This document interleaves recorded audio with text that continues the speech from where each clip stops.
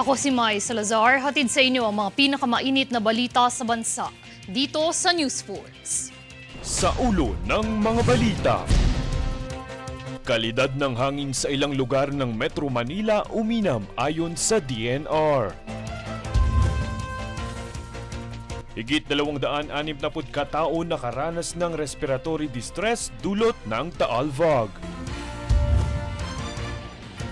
Mga may-ari ng tindahang apektado ng price cap sa bigas, mabibigyan na ng cash assistance.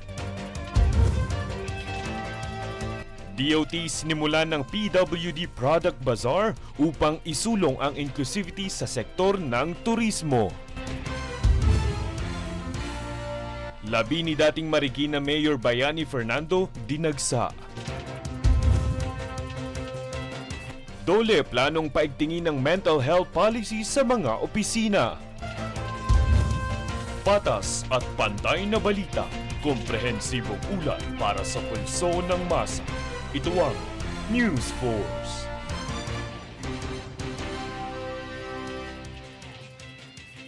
Para sa una at magandang balita, matapos ang sunod-sunod na taas presyo sa produktong petrolyo kada linggo, aasahan naman ngayon ng mga motorista at driver ang rollback ng presyo simula bukas. Bababa mula sa 20 sentimo hanggang 40 sentimo ang kada litro sa presyo ng diesel at gasolina, habang 50 hanggang 70 sentimo naman ang bawas sa presyo ng kada litro sa kerosene.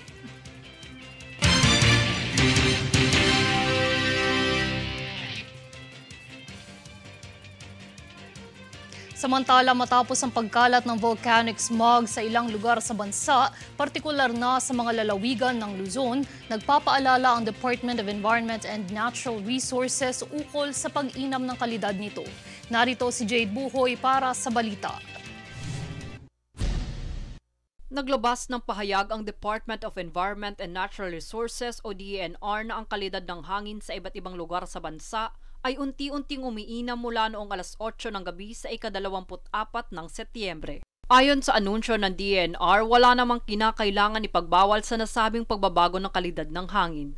Ngunit ang pagpapanatili ng pagsuot ng face mask ay pinapayo upang maprotektahan ang sarili laban sa polusyon sa hangin ng mga sasakyan sa kalsada. Base sa resulta ng kanilang pagsusuri sa kalidad ng hangin, naging mainam sa mga lugar ng Caloocan, Makati, Parañaque, Pateros, Quezon, Santa Rosa at Antipolo. Samantala, kanilang ipinaliwanag na ang mga resulta ng pagbaba ng kalidad ng hangin sa ibang lugar ay hindi dahil sa epekto ng smog ng Bulkang Taal. Nilinaw nilang ito'y nagmula sa hilagang kanlurang bahagi na maaaring epekto ng mga usok sa sasakyan. Bukod pa riyan, nagpahayag din ang ahensya kamakailan na kinakailangan ng isaayos ang 33 monitoring station sa Metro Manila upang makasagap ng wastong impormasyon nang masigurado ang kaligtasan ng publiko. Jade Buhoy, nag-uulat para sa One Media Network.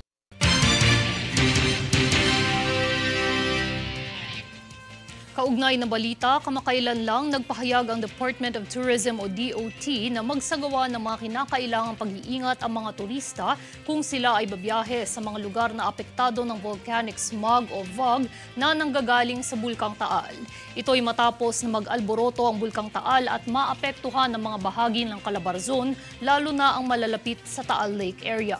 Isinaad ng DOT na bawal ang mga biyahero at anumang negosyong may kinalaman sa turismo sa loob ng Taal Volcano Island Permanent Danger Zone, lalo na sa main crater at Daang Castilla Fissures. Samantala, ang mga tao sa mga apektadong lugar ay pinapayuhan na limitahan ang paglabas at magsuot ng face mask bilang karagdagang pag-iingat.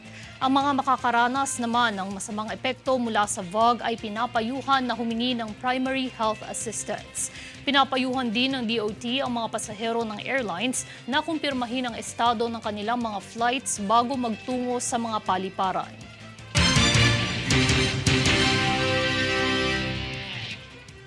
Karagdagan pang balita, nasa kabuuang 263 individual ang naiulat na nakaranas ng mild to moderate respiratory distress na dulot ng pag-aalboroto ng Bulkang Taal, partikular ang inilalabas nitong VOG.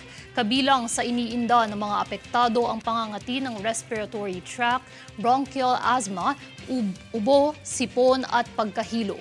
Karaniwang sensitibo rito ang mga may kondisyong pangkalusugan tulad ng hika, sakit sa baga at sakit sa puso, mga matatanda, mga buntis na kababaihan at mga bata. Samantala, sinabi ni Office of Civil Defense Administrator Undersecretary Ariel Nepomuceno na tinitiyak naman ng pamahalaan na nakasubaybay sila at mayroong sapat na supply sa sakaling pangangailangang pangkalusugan ng mga apektado.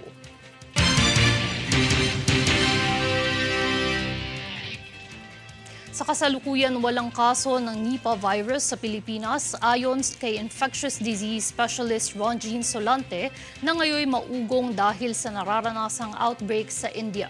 Habang tinitiyak na walang bagong kaso ang Pilipinas, ipinapaalala pa rin ang pagsubaybay sa potensyal na banta nito sa kalusugan. Sa pagbabalik tanaw, huling naiulat ng Department of Health ang nag-iisang kaso ng Nipah virus sa Sultan Kudarat taong 2014. Sa pagsisiyasat, karaniwan itong kumakalat mula sa mga hayop sa pamamagitan ng kontaminadong pagkain at maaari ring direktang maipadala sa pagitan ng mga tao. Ilan sa mga sintomas nito ang lagnat, pananakit ng ulo na may mga pagbabago sa antas ng kamalayan, pag-ubo at problema sa paghinga. Wala pa umanong naitatalang bakuna kontra sa sakit na ito.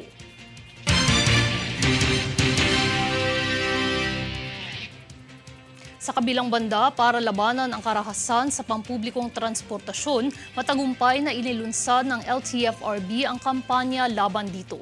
Layunin nito na palawakin ang kamalayan ng taong bayan sa Republic Act No. 11313 o Safe Spaces Act. Ito ay nagbibigay proteksyon sa anumang uri na karahasan na maaaring maranasan ng commuter, tsuper o operator.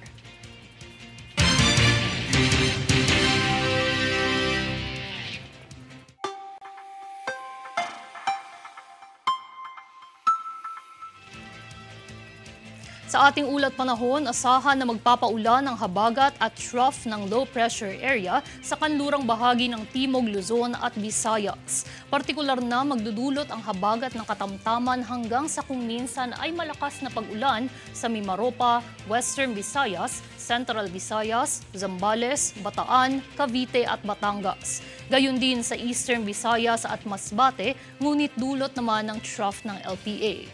Samantala, localized thunderstorms naman ang asahang magpapaulan sa Metro Manila at iba pang bahagi ng bansa.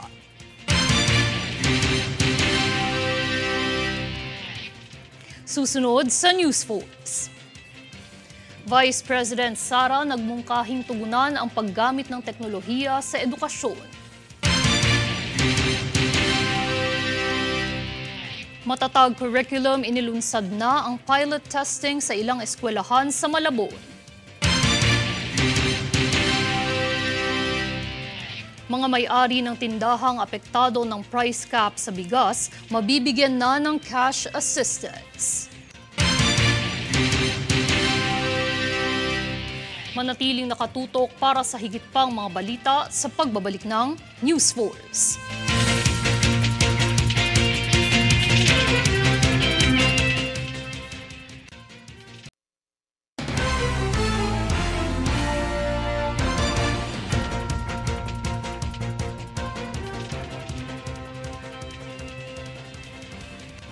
Iminungkahi ni Vice President Sara Duterte na para mas mapabuti ang edukasyon ay dapat na mas paunlarin ang kapabilidad ng teknolohiya. Para sa karagdagang impormasyon, narito si Francis Riodique. Nagbigay talumpati si Vice President at Department of Education Secretary Sara Duterte sa 2023 Global Education and Innovation Summit kung saan nanawagan siya na mas paunlarin ang sistema ng edukasyon sa mundo sa pamamagitan ng pagkilala sa mga makabagong teknolohiya. Binigyang diin ni VP Sara ang pag-usbong ngayong technological era ng Artificial Intelligence o AI na siyang makakapagdulot ng panibagong yugto sa larangan ng edukasyon. Dagdag pa niya sa kabila ng mga kakaiba at magandang kapabilidad nito na makatulong sa edukasyon, implikasyon din nito ang walang kasiguraduhan sa kinabukasan ng digital education. Kaya naman kanyang minungkahing dapat na pag-aralan ang adaptability at sustainability nito sa mga users para masigurado na magamit ang buong potensyal at maging kapaki-pakinabang ito sa edukasyon. Si VP Sara ang kasalukuyang Council President ng Southeast Asian Ministers of Education Organizations. Francis Riudique, nag-uulat para sa One Media Network.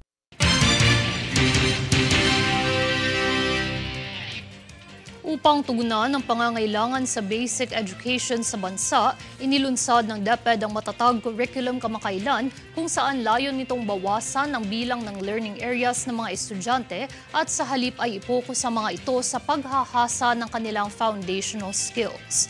Tunghaya ng ulat ni Princess Castro.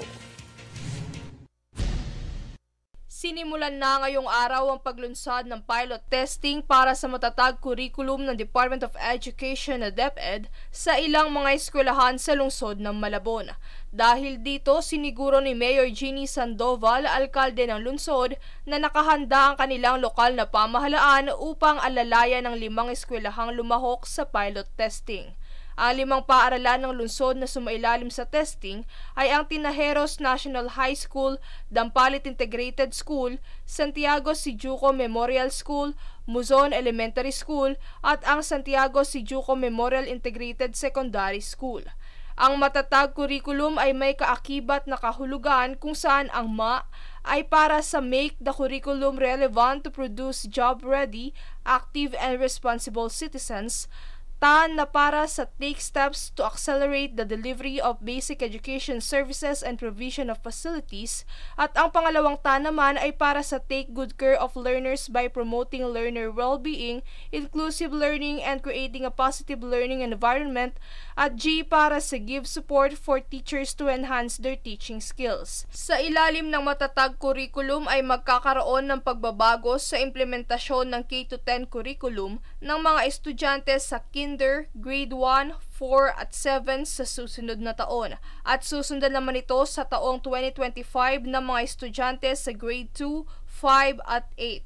Habang ang mga mag-aaral naman ng grade 3, 6 at 9 ay sa taong 2026 at sa taong 2027 naman ang implementasyon ng curriculum sa mga mag-aaral ng grade 10. Princess Castro, nag-uulat para sa One Media Network.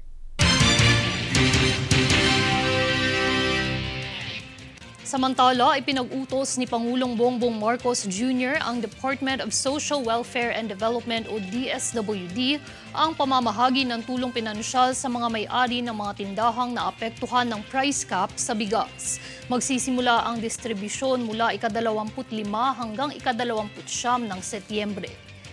Sa kasalukuyang datos ng DSWD, umabot na ng 72 at 4 na milyong halaga ng tulong pinansyal ang naipaabot sa higit na 6,000 benepisyaryo.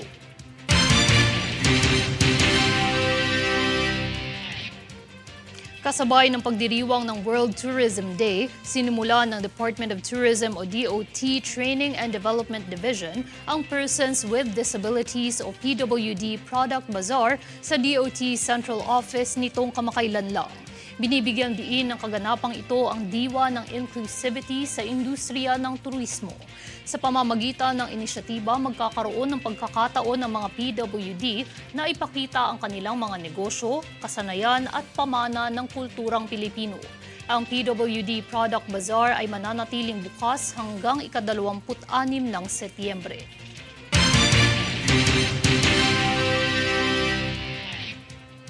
Samantala, inilunsad na ang bagong Pilipinas Serbisyo Fair sa ilang mga lugar sa bansa na layong mas maging accessible ang mga serbisyo ng gobyerno sa mga mamamayan.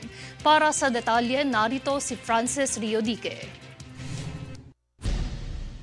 Opisyal nang sinimula ng bagong Pilipinas Serbisyo Fair o BPSF matapos itong ilunsad sa ilang lugar sa Pilipinas na layong makaabot ang mga programa at serbisyo ng gobyerno sa mga nasa laylayan. Pinasinayaan ni Pangulong Bongbong Marcos Jr. ang paglulunsad sa Nabua, Camarines Sur kung saan 75 programa at serbisyo ang naihanda mula sa 29 na ahensya.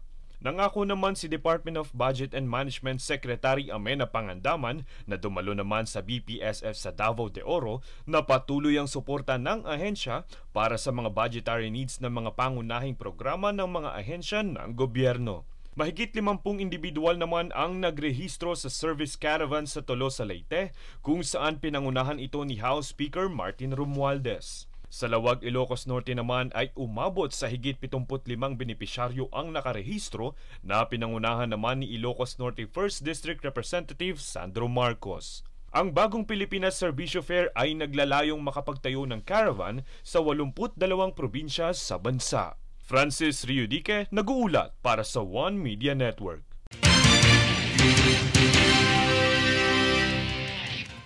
Mariing kinondena ng Philippine Coast Guard o PCG at Bureau of Fisheries and Aquatic Resources o BFAR ang paglalagay ng China Coast Guard o CCG ng floating barrier sa southeast portion ng Bajo de Masinloc o BDM na pumipigil sa Filipino fishing boats o FFBs mula sa pagpasok sa shoal at pagkakait sa kanila ng kanilang pangingisda at mga gawaing pangkabuhayan. Ang floating barrier na tinatayang 300 metro ang haba ay natuklasan ng mga tauhan ng PCG at BFAR sakay ng BRP Datu Bancao nang magsagawa sila ng routine maritime patrol sa paligid ng BDM nitong kamakailan lang. Ipinahayag ni PCG Commandant Coast Guard Admiral Artemio Abu ang kanyang pangako na suportahan ang BFAR at iba pang ahensya ng pambansang pamahalaan sa kanilang pagsisikap na matiyak ang kaligtasan at seguridad ng ating mga mangingisdang Pilipino.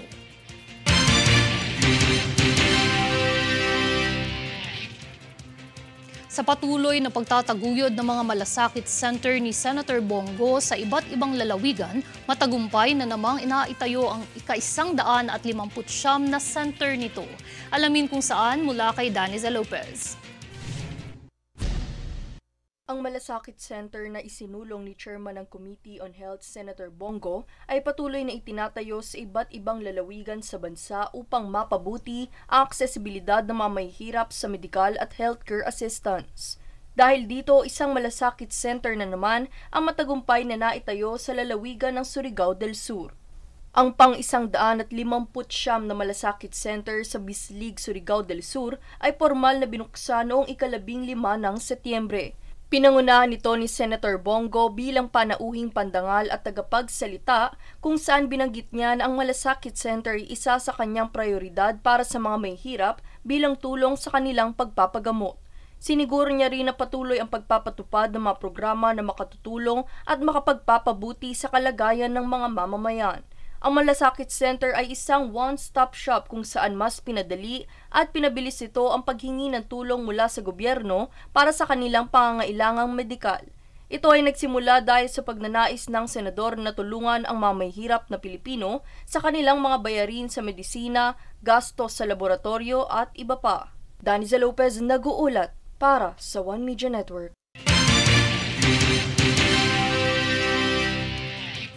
Susunod sa News Sports. DSWD nagbahagi ng relief assistance sa mga apektado ng baha sa Maguindanao.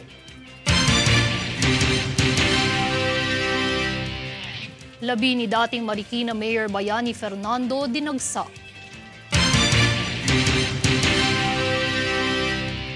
DENR labis na nabahala sa pagkasira ng coral reef sa West Philippine Sea.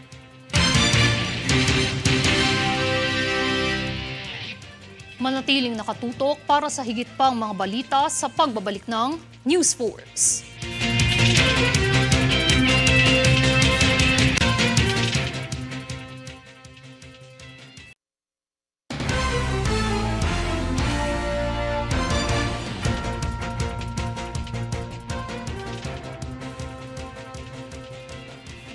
Dahil sa matinding pagbaha na dinanas ng mga lugar sa Maguindanao del Sur, ipinag-utos ni Department of Social Welfare and Development o DSWD Secretary Rex Gatchalian ang agarang pagpapadala ng relief assistance para sa mga naapektuhan.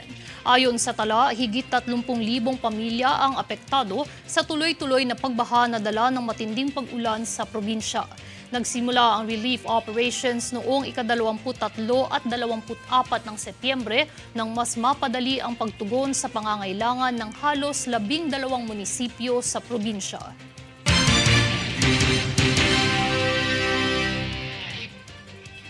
Samantala, buhat ng pagkawala ng dating alkalde ng lungsod ng Marikina na si Bayani Fernando noong Biyernes, patuloy ang pagdagsa ng mga taong nakikiramay para sa labi ng dating alkalde. Ang detalye sa ulat ni Princess Castro. Patuloy ang pagdagsa ng mga taong nakikiramay para sa labi ng dating MMDA chairman, alkalde at congressman ng Marikina City na si Bayani Fernando.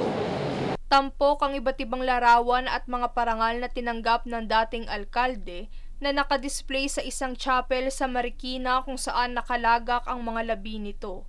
Bukod dito ay makikita rin ang patuloy na pagpapadala ng mga bulaklak mula sa mga taong nagmamahal sa dating alkalde.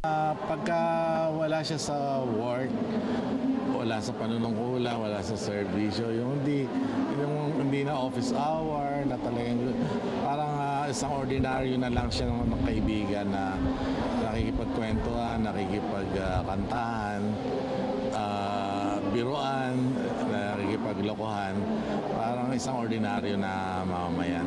Si Fernando ay nagsilbing alkalde ng lungsod ng Marikina noong dekada 90 kung saan siya ang ika-9 na alkalde ng lungsod at nanilbihan ng 9 na taon. Ilan sa mga dating mamamayang kaniyang napagsilbihan ay nagbigay ng mensahe. Napakalinis niya na taong yan. Kanya nga lang, syempre, stricto siya. Maraming takot sa kanya, di ba? Kasi nga, mayor siya dati, gano'n. Pero mabait na tao yan si Bayani. Ang dating public servant ay pumanaw sa edad na 77 anyos matapos maaksidenteng mahulog sa bubong ng kanilang bahay noong Biyernes sa ika-22 ng Setyembre. Naisugod pa sa ospital si Fernando ngunit kalaunay binawian din ng buhay. Bukod sa pagiging alkalde ay nanilbihan din bilang isang kongresista si Fernando mula taong 2016 hanggang 2022. Naging chairman din siya ng MMDA mula taong 2002 hanggang 2009 at kalihim ng Department of Public Works and Highways noong termino ni dating Pangulong Gloria Macapagal Arroyo. Bukod sa pagseserbisyo sa bayan ay naging mabuting kaibigan at mamamayan si Fernando ayon sa kanyang mga nakasama sa organisasyon na kaniyang itinatag. Bayani siyang nagtarga namin. Kundi sa kanya, lugar namin, baka wala, mga scatter pa rin kami. Kaya malaking kawalan. Samantala, nakatakdang hihatid sa huling hantungan ang mga labi ni Fernando sa Miyerkules, ika-27 ng Setyembre. Princess Castro, nag-uulat para sa One Media Network.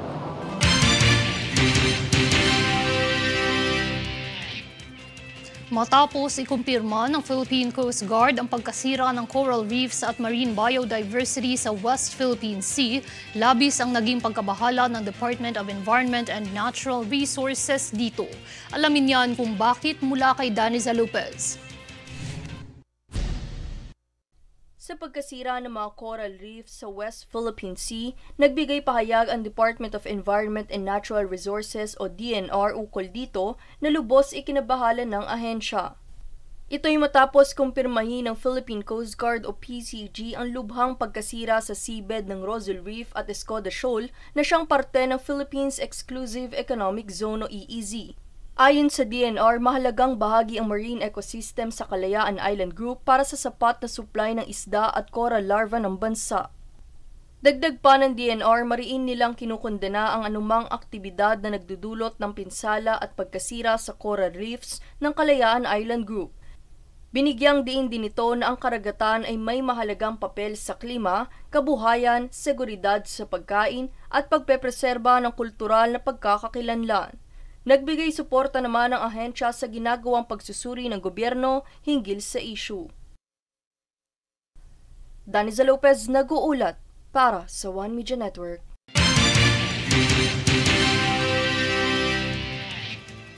Upang tugunan ang issue sa pagkakaisipang kalusugan o mental health sa mga opisina, layon ng Department of Labor and Employment na patatagin ang mga patakaran ukol rito. Para sa buong detalye, tunghayan si Jade Buhoy. Upang matugunan ang mga suliraning kinakaharap ng mga manggagawa sa isyong pangkaisipang kalusugan o mental health, naglayon ang Department of Labor and Employment o DOLE na paigtingin ang mga patakaran ukol rito upang ipatupad sa mga opisina. Bilang bahagi nito, nag-abiso ang DOLE ng Labor Advisory No. 19 ngayong taon upang ipatupad ang mga patakaran sa mental health na magkaroon ng programang magbibigay ng oportunidad na mapangalagaan ang kaisipan ng mga manggagawa. Kasama rito ang karagdagang leave benefits at maluwag na setup sa trabaho para sa mga empleyadong nangangailangan ng medical support. Hinihimok din ng ahensya ang mga employers na magbigay ng serbisyong tumutugon sa mental health needs sa pamamagitan ng consultation, screening, diagnosis, medication, treatment at paglaanan ng psychosocial support ang mga empleyado. Samantala, ayon sa advisory na ipinatupad, ang PhilHealth Consulta Package ay inihahandog na din sa mga empleyadong nangangailangan pa ng higit na tulong pang-medikal. Jade Buhoy, nag-uulat para sa One Media Network.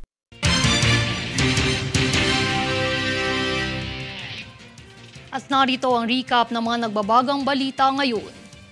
Sa ulo ng mga balita. Kalidad ng hangin sa ilang lugar ng Metro Manila uminam ayon sa DNR. Higit 260 katao nakaranas ng respiratory distress dulot ng Taalvag. Mga may-ari ng tindahang apektado ng price cap sa bigas, mabibigyan na ng cash assistance. DOT sinimulan ng PWD Product Bazaar upang isulong ang inclusivity sa sektor ng turismo. Labi ni dating Marikina Mayor Bayani Fernando dinagsa. DOLE planong paigtingin ng mental health policy sa mga opisina. Patas at pantay na balita, komprehensibong ulat para sa pulso ng masa. Ito ang News Force. At yan ang pinakamainit na mga balita ngayong araw. Manatiling nakatutok sa aming mga ulat at updates sa aming Facebook page, facebook.com/OneMediaNetwork. Ako si Mai Salazar at ito ang News Force.